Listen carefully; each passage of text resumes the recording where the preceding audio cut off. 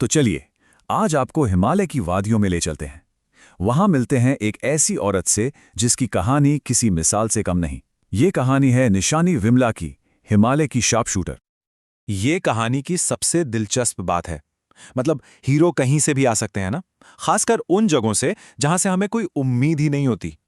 तो जरा कल्पना कीजिए, साल है 1962 और हम हैं हिमालय के एक छोटे से बिल्कुल अलग थलग पड़े गांव में।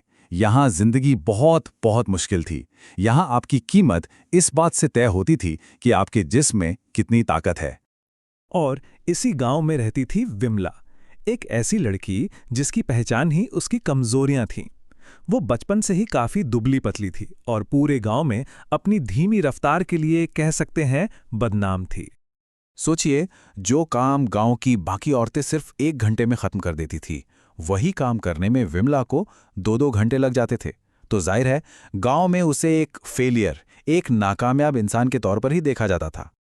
पर विमला के पास ना एक छिपा हुआ हुनर था, एक ऐसा टैलेंट जिसे कोई समझता ही नहीं था। वो पत्थर से ऐसा निशाना लगाती थी कि पेड़ की सबसे ऊंची डाली से भी आम नीचे आ गिरता था। पर लोग इसे हुनर नहीं बल्कि उसका आलस समझते थे। सोचते थे कि पेड़ पर चढ़ना नहीं चाहती, इसलिए पत्थर फेंकती है। अब हर कहानी में एक प्रतिद्वंद्वी भी तो होता है ना? विमला की कहानी में वो थी चंदा। चंदा वो सब कुछ थी जो विमला नहीं थी। चंदा मजबूत, तेज तर्रार और गांव के मुखिया के परिवार की बहू, मतलब गांव की लीडर थी वो। और दूसरी तरफ थी विमला, जिसे कोई अपने साथ रखना भी पसंद नहीं करता था। ये फर्क विमला के लिए हर रोज एक बेइज्जती की तरह था। और फिर एक दिन तो हद ही हो गई। चंदा ने गांव की बाकी औरतों को इकट्ठा किया और विमला के खिलाफ वोटिंग करवा दी। गांव के गूलर के पेड़ के नीचे यह फैसला हुआ कि अब से विमला को लकड़ी इकट्ठा करने वाले ग्रुप से बाहर निकाल दिया जाएगा। ये एक तरह का पब्लिक अपमान था। लेकिन कहते हैं ना, किस्मत कब पलट जाए कोई नहीं जानता। और फिर कुछ ऐसा हुआ जिसकी किसी ने कल्पना भी नहीं की थी। 1962 का भारत चीन युद्ध शुरू हो गया। और क्योंकि ये गांव बॉर्डर के पास था, तो अचानक से ये जंग उनकी जिंदगी का हिस्सा बन गई। तो हुआ ये कि सरकार ने बॉर्डर की सुरक्षा के लिए गांव के लोगों को ही फौजी ट्रेनिंग देनी शुरू कर दी। और सबसे बड़ी बात यह थी कि इस ट्रेनिंग में औरतों को भी शामिल किया गया। उन्हें .303 जैसी भारी भरकम राइफल चलाना सिखाया जाने लगा। ये एक ऐसा मौका था जिसके बारे में किसी ने सपने में भी नहीं सोचा था। तो विमला भी इस ट्रेनिंग में शामिल हो गई। लेकिन सच कहूं तो उसके दिल में कोई देशभक्ति की आग नहीं जल रही थी। वो तो बस अपनेपन की एक छोटी सी उम्मीद लेकर वहां गई थी। वो बस उस अकेलेपन से बाहर निकलना चाहती थी। पर ट्रेनिंग का पहला दिन विमला के लिए एक और बेइज्जती लेकर आया। जैसे ही ट्रेनर ने उसके हाथ में वो भारी राइफल थमाई, वो उससे संभली ही नहीं और धड़ाम से जमीन पर गिर गई। फिर क्या था, चंदा और बाकी औरतें उस पर जोर जोर से हंसने लगीं। फिर आया असली इम्तिहान का दिन।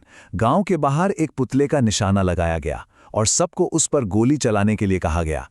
पूरा गांव वहां इकट्ठा हो गया था, शायद विमला को एक बार फिर से फेल होते देखने के लिए। पर हुआ कुछ और ही। एक के बाद एक औरतें आगे आईं, लेकिन राइफल का वजन और उसका जोरदार झटका कोई संभाल ही नहीं पा रहा था। किसी का भी निशाना सही नहीं लगा, सब बुरी तरह चूक रहे थे। फिर बारी आई चंदा की, गांव की सबसे मजबूत औरत। सबकी नजरें उस पर थी, लेकिन वो भी फेल हो गई। उसका निशाना तो हवा में कहीं खो गया और राइफल के झटके से वो खुद लगभग गिरी पड़ी थी। अब आखिर में बारी थी विमला की। जैसे ही उसने वो भारी राइफल उठाई, मानो कुछ बदल सा गया। उसने आसपास खड़ी भीड़, उनके तानों, सबको नजरअंदाज कर दिया। उसके दिमाग में अपनी कमजोरी का ख्याल तक नहीं था। उसका ध्यान सिर्फ निशाने पर था, ठीक वैसे ही जैसे वो आम तोड़ने के लिए लगाती थी। उसने पहली गोली चलाई और निशाना एकदम निशाने के बीचों बीच लगा।